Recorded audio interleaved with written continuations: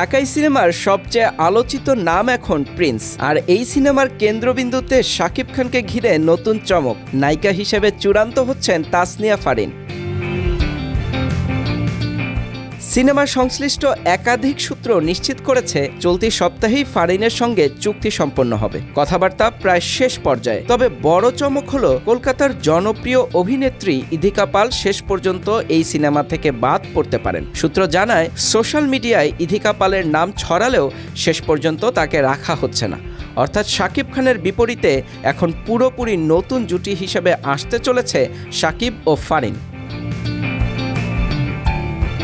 Prince সিনেমার পরিচালক আবু হায়াত মাহমুদ। বাংলাদেশ ভারত যৌথ প্রযোজনায় নির্মিত এ সিনেমাটির কাজ চলছে জোরে সোরে। শুটিংয়ে যাওয়ার আগেই আলোচনা ছড়িয়ে পড়েছে চারদিকে। সিনেমাটির খবর পৌঁছে গেছে বলিউড শাহেনশাহ অমিতাভ বচ্চনের কাছেও। প্রিন্সের জন্য শুভকামনা জানিয়েছেন এই কিংবদন্তি অভিনেতা।